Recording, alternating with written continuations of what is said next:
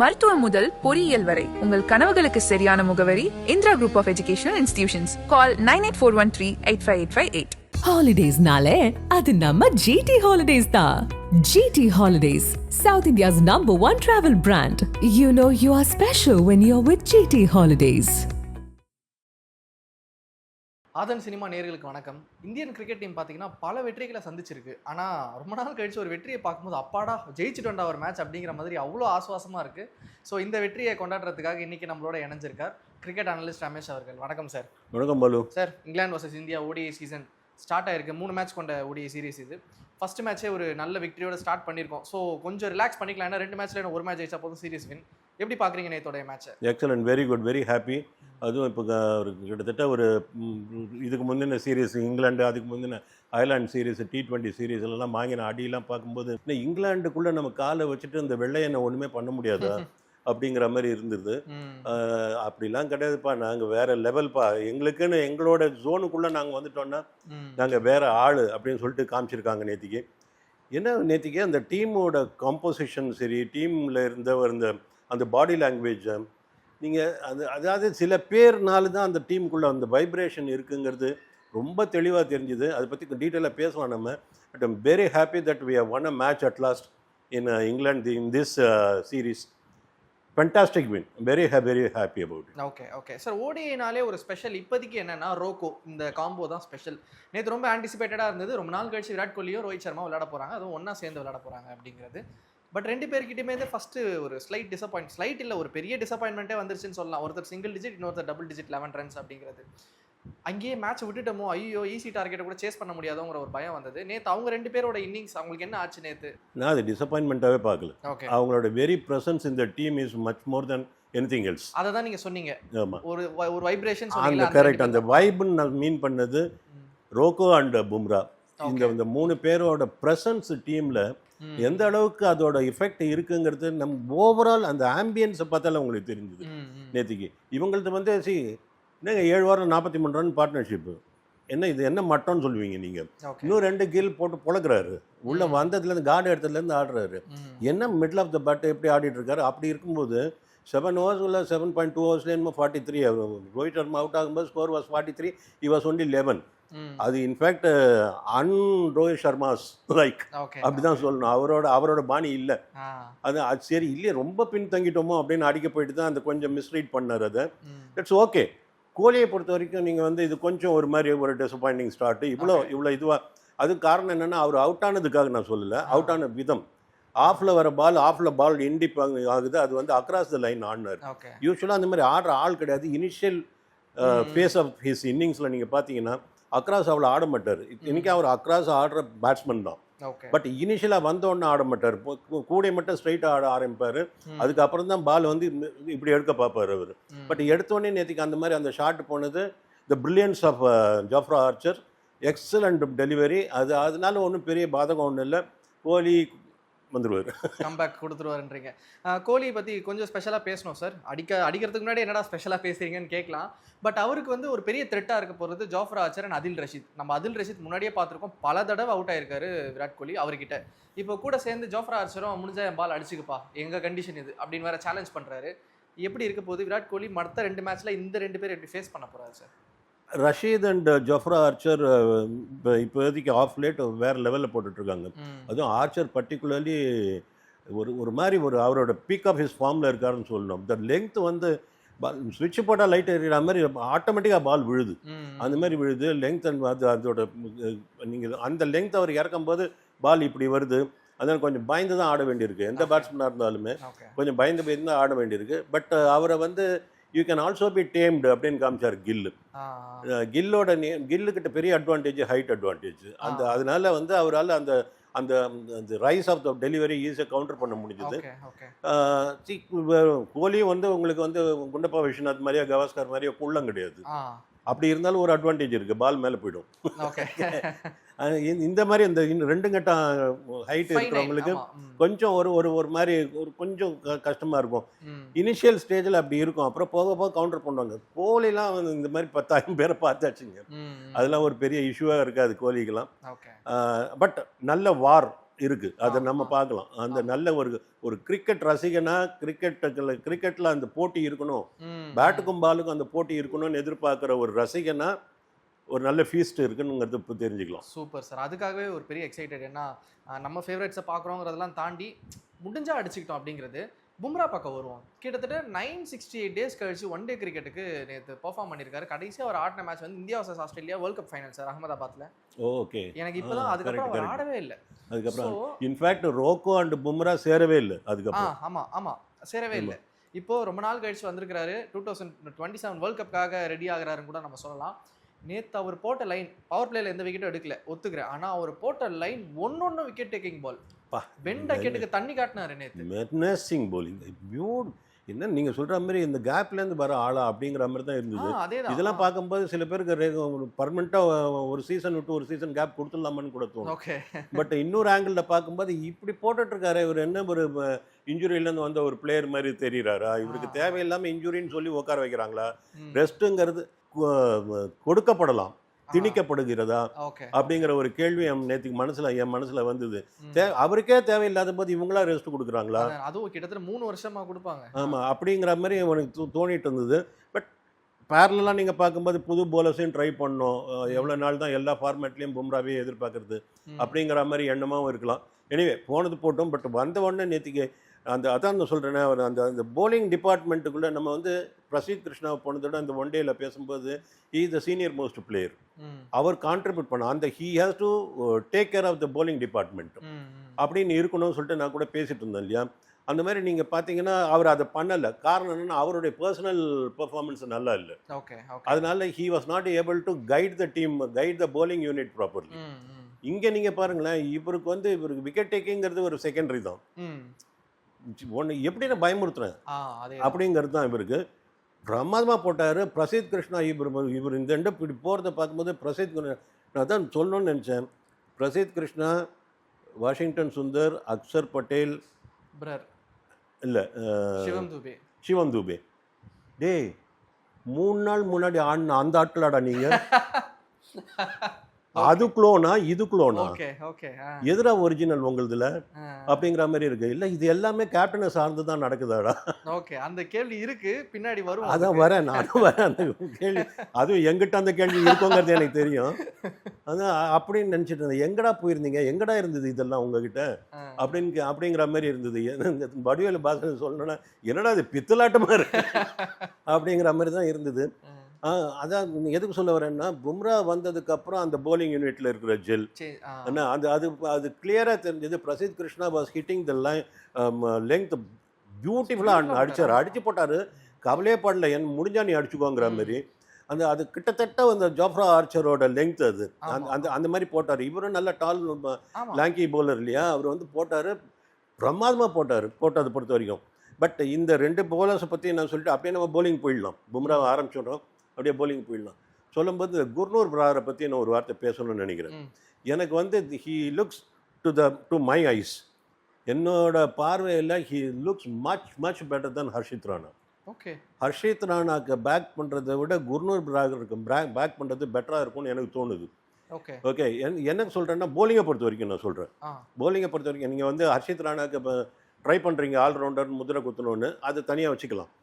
Okay, but போலிங்கை பொறுத்த வரைக்கும் first of all நான் அவர்கிட்ட ரொம்ப ரசித்து பார்த்தது என்னென்னா, அவரோட ஃபர்ஸ்ட் 2 ஓவரில் 3ஆவது பாலில் ஒரு ஃபாலோ த்ரூ உள்ள பாலை பிக்கப் பண்ணுறாரு, டக்கெட்டுக்கு பால் அடிச்சாரு திருப்பி. ஓகே, அதுதான் ஒரு விவாதமே. அதுக்கப்புறம் தான் டக்கெட் பொளக்க ஆரம்பிச்சாரு. அதுக்கு வரேன். கடைசியில் அவர் தான் ஜெயிச்சாரு, பிரார் தான் ஜெயிச்சாரு. இது வந்து ஆஸ்திரேலியன் கிட்டேருந்து கற்றுக்கிட்ட பாடமாக தெரியுது எனக்கு. நான் வந்து சொல்கிறேன்னா, திருப்பி அந்த ஃபாலோ த்ரூல பாலை பிக்கப் பண்ணி அடித்தது வந்து that was the statement. We are not that Indians which you saw 3 days back. Okay. We are different unit. அப்படிங்கிறது it was a statement announced. நாங்கள் வேறப்பா அப்படிங்கிற ஸ்டேட்மெண்ட் அது. அதுக்கப்புறம் டக்கெட்டுக்கு வந்து டக்கெட்டை அவர் கொண்டு வந்துட்டார் பாக்கெட்டுக்குள்ள. It was only a matter of time. So இது psychological game தான். Psychological game and it is an aggressive team unit. அப்படிங்கிறத காட்டுறாரு அவர். உங்களுக்கு சப்மிசிவ் ஆனால் நீங்கள் அடிக்கலாம் வாங்கிட்டு போகிற ஆள் கிடையாது அப்படிங்கிற மாதிரி. நீ எந்த ஒரு 4 தான் இன்னமும் அடிச்சிருந்தாரு, அதுக்கு பதில் ஒரு 4 ஒரு 6 தான் அடிச்சார் போல இருக்கு. அதுக்கு கொடுத்த ரிட்டாலியேஷன் தான் இது. இந்த ரிட்டாலியேஷனுக்கு அவர் ரிட்டாலியேட் பண்ண ஆரம்பிச்சாரு. அதுதான் வேணும், அதுதான் பிராருக்கு வேணும். அதுக்கப்புறம் ரன்ஸ் கொஞ்சம் போச்சு, அவரோட போலிங்கை கொஞ்சம் தோர்த்தி அடிச்சாரு, அவர் டீச் பண்ணணும்னு பார்த்தாரு, பண்ணாரு. கடைசியில் அவர் தான் எடுத்தாரு, பிரார் தான் எடுத்தார். பியூட்டிஃபுல் கேட்ச் பும்ரா, அது தேர்ட் மேன்ல. அது எதுக்கு சொல்ல வரேன்னா, அது it was a statement. that statement is going to go through the series. என்ன பாருங்க, இனிமே அப்படி தான் போகும். அந்த மாதிரி அவரோட அக்ரஷன் வந்து, சில பேரோட அக்ரஷன் வந்து உங்களுக்கு கோவப்படுத்தும். எனக்கு வந்து சிராஜோட அக்ரஷன் பிடிக்கவே பிடிக்காது, ரொம்ப இரிட்டேட்டிங்காக இருக்கும். இவர் அப்படி கிடையாது. ஆளும் வந்து அந்த பர்சனாலிட்டிக்கு அவர் பண்ணுறது வந்து இரிட்டேட்டிங்காக தெரியல உங்களுக்கு. அது வந்து but it was a typical Australian style of showing. But ஒரு டிஸ்ரெஸ்பெக்ட் பண்ணுறது பேட்ஸ்மேன், என்ன கீழ்ச்சனி அப்படிங்கிற மாதிரி. அது பக்கா லோக்கலில் சொல்லணும்னா ராங் சைடு சொரிஞ்சு விடுறது. அது நீங்கள் உடனே அதை சொரிய ஆரம்பிச்சிருவீங்க, இது பண்ணி விட்ருவீங்க, கோவம் வரும் உங்களுக்கு, உங்களை இரிட்டேட் பண்ணுறது, அப்புறம் தேவையில்லாத ஷாட்டுக்கு போவீங்க. இந்த மாதிரி பலிகடான ஆட்கள் நிறைய பேர் நம்ம பார்த்துருக்கோம். ஸோ அந்த aggression was I like that aggression very much. நிறைய பேர் அதை அது சரியாக கவனிச்சாங்களான்னு தெரியல. இல்லை, எனக்கு அது எனக்கு வந்து கொஞ்சம் முரண்பட்ட கருத்து எனக்கு இருந்தது. பட் ஆனால் நீங்கள் சொன்ன பெர்ஸ்பெக்டிவ் ரொம்ப நல்ல பெர்ஸ்பெக்டிவ். இப்போ என் கேள்வி இங்கேருந்தே எடுக்கிறேன் நான். இந்த அக்ரஷன் பும்ராவுடைய போலிங் கேப்டன்சினாலேயோ விராட் கோலியோடைய பிரசன்ஸ்னாலேயோ தான் வந்ததா, இல்லை கௌதம் கம்பீர் இதுக்கு வந்து ஒரு பெரிய காரணமாக இருக்கிறாரு? நம்ம கௌதம் கம்பீர் எவ்வளோ கிரிட்டிசைஸ் பண்ணியும் பேசிப்போம், இன்னைக்கு அவர் தான் காரணமோ இப்படிப்பட்ட ஒரு சைக்கலாஜிக்கல் கேமுக்குங்கிறதே நம்ம டிஸ்கஸ் பண்ணலாம். இல்லை, இவன் இந்த 3 பேரும் இருக்க மாதிரி எனக்கு தோணல. கில்லு தான் காரணம். என்னோட ஏன்னா கில் வந்து மேசிவ் சப்போர்ட்டராக தெரிகிறார் பிராருக்கு. என்னாச்சு, பிரார் வந்து பெருசாக அவரோட ஸ்டாட்டுக்குள்ளெல்லாம் போக வேண்டாம், பட் பெருசாக ஒன்றும் பர்ஃபார்ம் பண்ணிட்டு டீமுக்குள்ளே வரல. சில பேருக்கு என்னோட பாஷையில் சொல்லணும்னா கூடையாக ரன் அடிச்சிருப்பாங்க, இந்தியாவுக்கு ஆடினதே கிடையாது. கச்சாம்ஜான் அன்பிலீவபிள் நம்பர் ஆஃப் விக்கெட்ஸ் எடுத்திருப்பாங்க, இந்தியாவுக்கு ஆடினது கிடையாது. சில பேர் ஊர் பேரே தெரியாது, எப்படின்னு ஒருத்தன் இருக்கானே தெரியாது, திடீர்னு இந்தியாவில் இருப்பான், அதுவும் 11ல் இருப்பான், அந்த மாதிரி இருக்கும். அந்த கேஸ் பிரார். ஸோ இவரை he has been picked and chosen. அந்த கார்டை பார்த்து அப்படி பிக் பண்ணியிருக்காங்க அதை. ஸோ அப்படி இருக்கும்போது இவர்கிட்ட ஏதோ ஒன்று இருக்கணும், இல்லைன்னா பண்ண மாட்டாங்க. அந்த மாதிரி அவரோட குவாலிட்டியை ஜட்ஜ் பண்ணி எடுத்துருக்கிறதுக்கு ஒரே ஆள் பாசிபிலிட்டி கில்லு தான். கில் வந்து ப்ரெஷர் கொடுத்துருப்பாரு, நீ இந்த எடுக்கலாம், he will be definitely be working out well for the டீம்ங்கிற மாதிரி சொல்லியிருப்பாரு. அகர்கரை கன்வின்ஸ் பண்ணியிருப்பாரு, கம்பீரை கன்வின்ஸ் பண்ணியிருப்பாரு. சரி கொடுத்து பார்ப்போம்பா அப்படின்னு சொல்லிட்டு தான் ட்ரை பண்ணியிருக்காங்க அவன். பட் ஹர்ஷித் ராணாவும் அதே கேஸ் தான் வச்சுக்கோங்க. ஸோ நான் எதுக்கு சொல்ல வரேன்னா, ஹர்ஷித் ராணாவும் ஒரு பஞ்சாபி, ஒரு பிராரும் ஒரு பஞ்சாபி. ஸோ இவர் கேப்டன் பஞ்சாபியாக இருக்கிறதுனால அந்த ஈஸியாக ஜெல் ஆகுது அவங்களுக்குள்ள.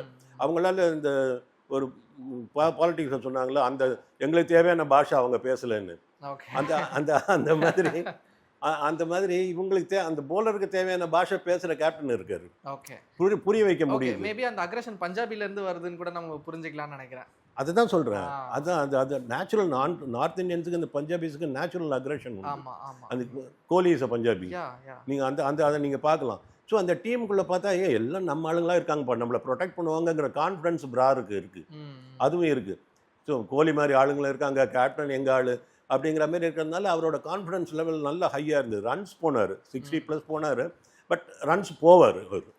அவரோட போலிங் ஸ்டைல் வந்து he will conceit runs, but he seems to be a wicket taking bowler. I'm very happy about it.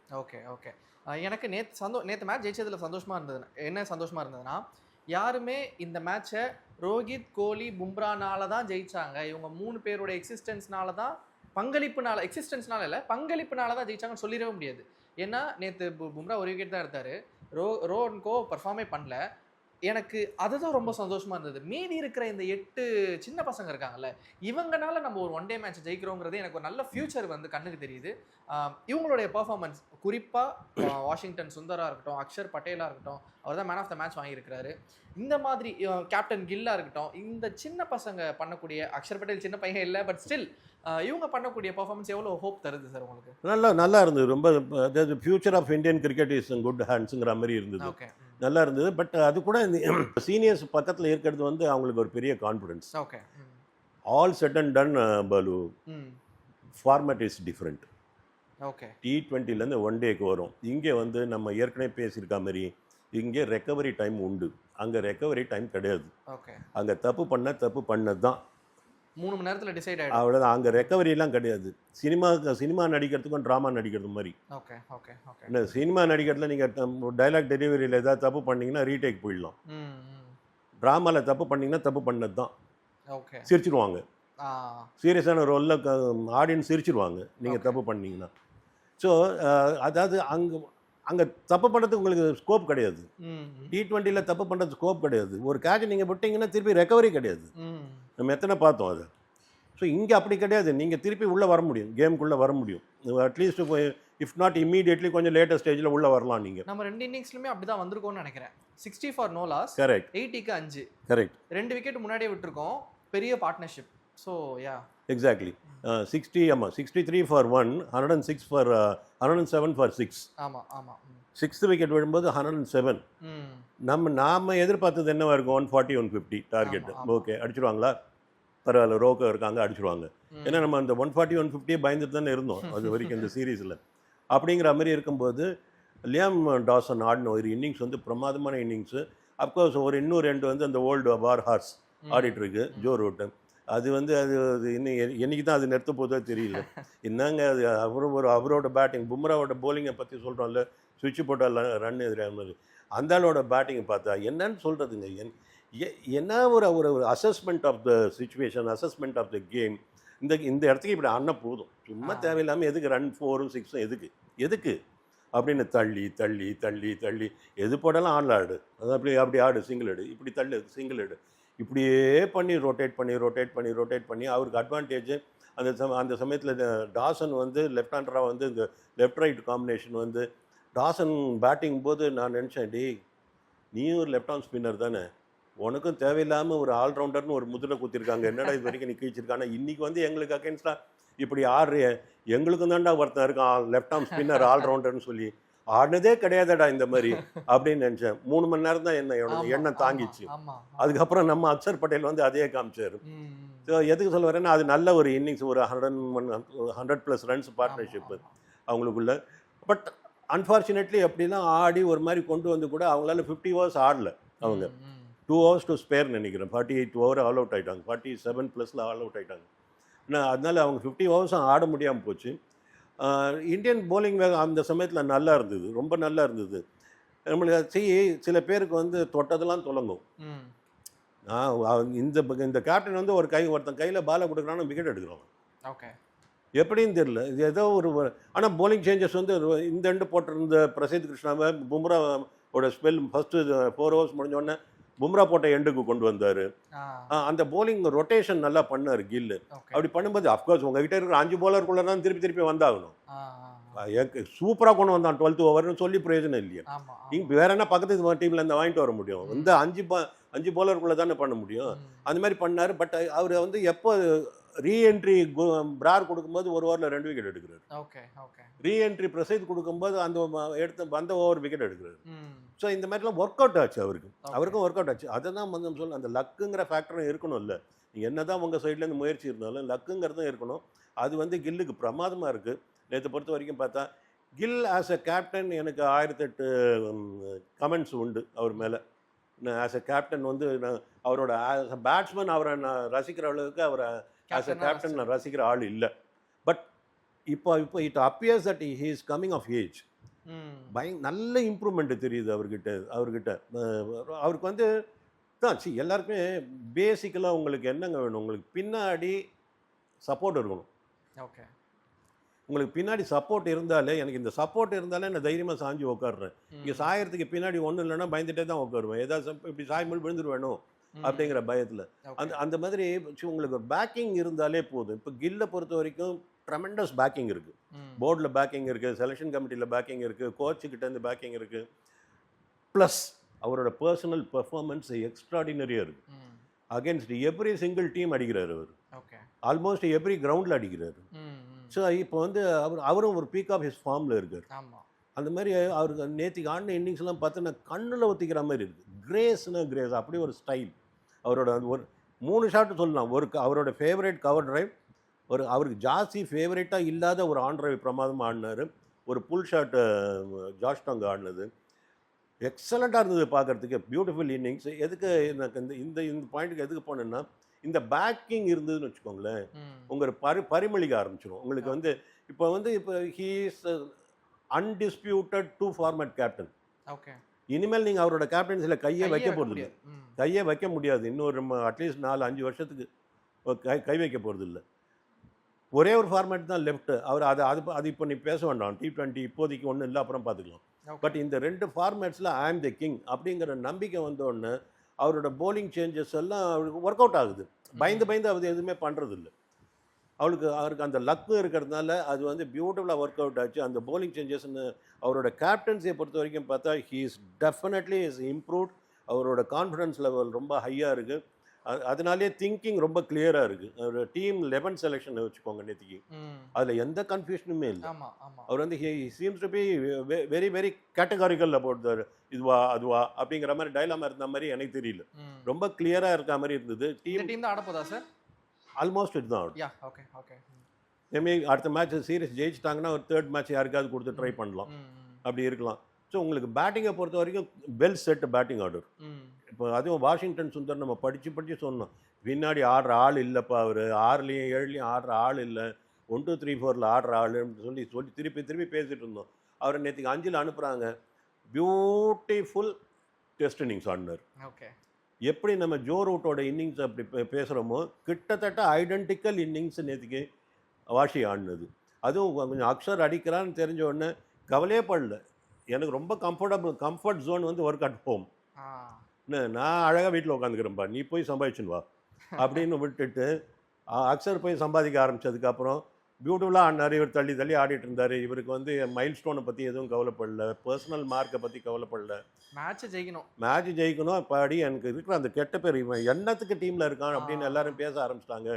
அதை நான் உடைக்கணும் அப்படிங்கிற ஒரு நல்ல சான்ஸ் எனக்கு கிடச்சிருக்கு இன்றைக்கி அப்படிங்கிறது பேக் ஆஃப் த மைண்டில் அவருக்கு இருந்து ஒர்க் அவுட் பண்ணி, அதுக்காக எனக்கு திடீர்னு குயிக்காக ரன் அடிச்சு காமிக்கணும் அப்படின்னு தேவையில்லாத ஷாட்டுக்கெலாம் போகாமல் நின்று நிதானமாக ஆடி நாட் அவுட்டில் இந்தியா ஜெயிச்சிட்டாங்க அப்படிங்கிற மாதிரி உள்ளே போனாலே எனக்கு பேர் இருக்குங்கிறத புரிஞ்சுக்கிட்டு பியூட்டிஃபுல்லாக ஆடினார். இன்னொரு பாயிண்ட் சொல்லணும் இந்த இடத்துல, 42 நாட் அவுட் வாஷி. அப்போது 8 ரன்ஸ் தேவை இருக்குது இந்தியாவுக்கு. அக்ஷர் 50 அடிச்சிட்டார். அப்போ அந்த அக்ஷர் வந்து வாஷிங்டன் சுந்தருக்கு ஸ்ட்ரைக்கு கொடுத்த விதம் இருக்குது பாருங்கள், நீ 50 அட்ரா அப்படின்னு. 42லேருந்து ஒரு 4 அடிக்கிறாரு. 46 ஓவர் முடிஞ்சிடுச்சு. அடுத்த ஓவரில் ஃபஸ்ட்டு பால் அக்ஷர் ஃபேஸ் பண்ணணும். இவர் 46 நாட் அவுட். இன்னொரு அதர் எண்டில் அக்ஷர் 4 அடித்து மேட்ச் ஜெயிக்க போகிறாரா, அக்ஷர் சிங்கிள் எடுத்து இவங்ககிட்ட கொடுத்து இவர் ஒரு 4 ரன் அடித்து மேட்சும் ஜெயிக்கிறோம், அவரும் 50 அடிக்கிறது பார்க்குறாங்களான்னு பார்த்தா கரெக்டாக சிங்கிள் எடுத்தார் அக்ஷர். இதுதான் நான் ஆரம்பத்தில் சொன்னேன், டீம் எப்படி ஜெல்லாக இருக்குது, ஒருத்தருக்கு ஒருத்தர் எப்படி விட்டு கொடுத்துட்டு போகிறாங்க. அக்ஷர் அடிக்கும் போதே நீ தான் அடிப்பியா, நானும் அடிச்சு காட்டுறேங்கிற ஈகோ வாஷிக்கு இல்லை. ஆனால் வாஷிக்கு ஒரு மைல் ஸ்டோன் வரணும்னு இருக்கும்போது அக்ஷர் விட்டு கொடுத்தாரு. அது அவர் அந்த ஒரு வின்னிங் ஷாட் அடித்த ஒரு பெருமை இருக்கும்ல யூஸ்வலாக எல்லாருக்கும். அப்படி கூட போயிருக்கலாம். அப்படி போயிருக்கலாம். இப்போ அதுக்கு முன்னாடி நடந்த ஒரு மேட்சை நீ எக்ஸாம்பிள் வச்சுக்கோங்க. 92 ப்ரூக்கு பட்லர் செஞ்சுரி அடிச்சுட்டு ரன்ஸ் அடிச்சுட்டே இருக்காரு. பட்லருக்கு வந்து பட்லர் ஒரு செஞ்சுரி அடிக்கட்டும், அவர் ஸ்ட்ரைக் கொடுக்கலாங்கிற மாதிரி இல்லை. அஃப்கோர்ஸ் அதை கேட்டால் அவங்க வந்து நாங்கள் டீமுக்காக ஆடுறவங்க, இண்டிவிஜுவலுக்காக ஆடுறவங்க ஆள் இல்லைன்னு சொல்லிப்பாங்க. எனிவே இப்போ ரீசெண்டாக நடந்த 2 இன்னிங்ஸ் எனக்கு ஞாபகம் வந்தது.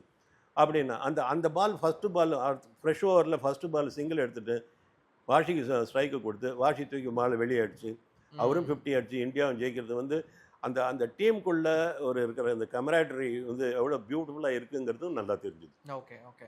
இவங்க 2 பேருக்கான ஃபார்மட் இதுதான். நம்ம இவங்க 2 பேரும் T20யில் எவ்வளோ குறை சொல்லியிருக்கோம். பட் அது அவங்களுக்கான ஸ்பேஸ் இல்லை. அவங்க டைம் எடுத்து பொறுமையாக கண்டிஷன்ஸ் அண்டர்ஸ்டாண்ட் பண்ணி ஆடுறாங்க அப்படிங்கிறது ரொம்ப தெளிவாக சொல்லியிருந்தீங்க.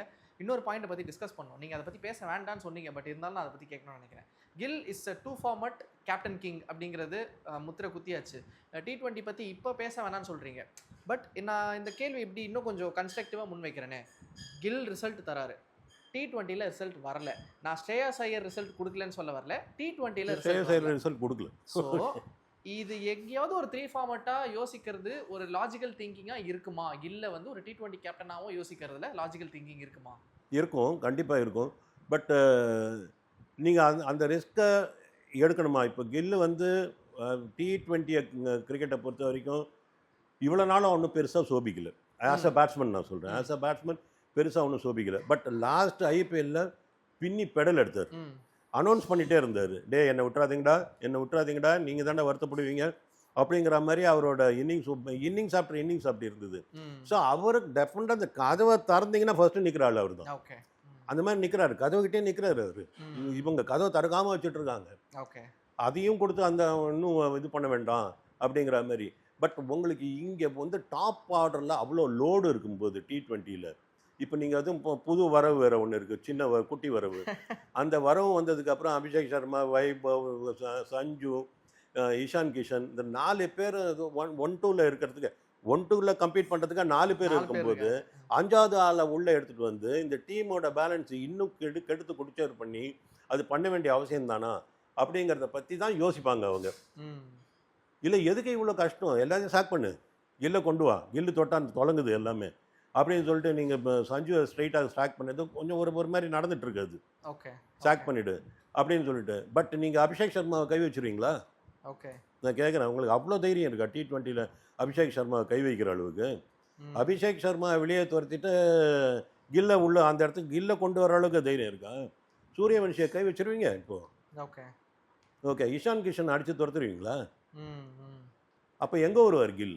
கில் வந்து 2 டவுன் ஆட போகிறாரா T20யில் வந்து? ஸோ கில் இந்த சிச்சுவேஷனுக்கு ஓகே அவர் ஆஸ் அ T20 பேட்ஸ்மேன் பிரமாதமாக ஆடலாம். அவரோட கேப்டன்சி பரிமளிக்க ஆரம்பிச்சிடுச்சு 2 ஃபார்மேட்டில். திருப்பி இதில் அதனால் இதுலேயும் கொண்டு வந்து இன்ட்ரடியூஸ் பண்ணலாங்கிறது லாஜிக்கல், நோ டவுட். பட் எங்கே? வாஷிங்டன் சுந்தர் நல்ல கிரிக்கெட்டர் தான், T20யில் எங்கே அப்படின்னு கேட்டோம்ல. Tilak Varma excellent asset to the team, எங்கே? Okay. Not at number 7. Okay. Okay. நான் ஒரு எக்ஸாம்பிள் சொன்னேன். டெண்டுல்கர் டீமில் இருக்காங்க, 11ல் இருக்காரு, பட் அவர் நம்பர் 10 ஆடணும். இப்போ டெண்டுல்கர் இருந்தாருன்னா இல்லைன்னா என்ன? ஸோ இதை எங்கே கொண்டு வந்து அவரை இன்சர்ட் பண்ணுவீங்க? ஓகே. கில் நல்ல தங்க ஊசி தான்.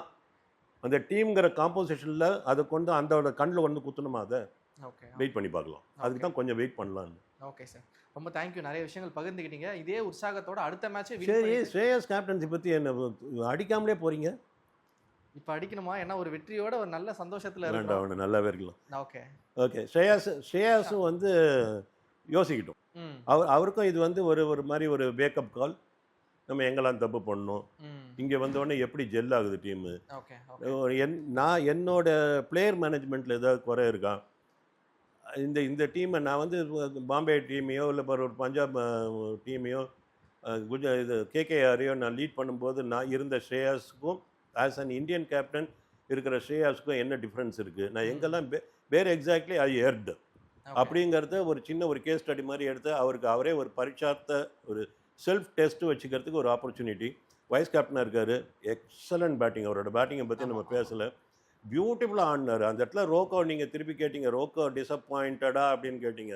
ஸ்ரேயாஸும் டிசப்பாயிண்டடாக இருந்திருந்தால் அந்த சுச்சுவேஷன் எப்படி இருந்திருக்கும் பாருங்கள். ஏன்னா அந்த 100+ ரன்ஸ் பார்ட்னர்ஷிப்பு கில்லுக்கும் ஸ்ரேயாஸுக்கும் என்னை பொறுத்த வரைக்கும் that was a turning point of the match. Excellent innings ஆடினார். Unfortunate run out. அந்த ரன் அவுட் யாரோட தப்பு அப்படிங்கிறத வேணாம், நல்ல மூடோட முடிச்சுக்கலாம். ஓகே. ஒரு நல்ல ஒரு பிளசன்ட் ஸ்டார்ட்ஸ். கிட்டத்தட்ட ஒரு 8 மேட்ச் தோத்ததுக்கப்புறம் 8 மேட்ச் மேலே 8 மேட்ச் தோத்ததுக்கப்புறம் நம்ம ஒரு விக்டரியை சந்திச்சிருக்கோம். இந்த விக்டரியில் நம்ம நிறைய கிரிட்டிசிசம்ஸை வைக்க வேண்டாம் அப்படிங்கிற இன்டென்ஷனில் தான் நம்ம அதெல்லாம் ஸ்கிப் பண்ணுது. அகைன் சீரியஸ் முடிச்சுட்டு ஓவரால் சீரிஸ் பற்றி நிறைய விஷயங்கள் பேசலாம். இந்த சீரிஸ் நம்ம ஜெயிச்சு ஆக வேண்டிய கட்டாயத்தில் இருக்கிறோம். ஏன்னா இந்தியன் கிரிக்கெட் ஃபேன்ஸ் அவ்வளோ துவண்டு போயிருக்காங்க. தேங்க்யூ சார், நிறைய இன்சைட்ஸ் பகிர்ந்துக்கிட்டீங்க. நாளை மறுநாள் அகைன் சந்திச்சு பேசலாம் சார். தேங்க்யூ பாலு. தேங்க்யூ.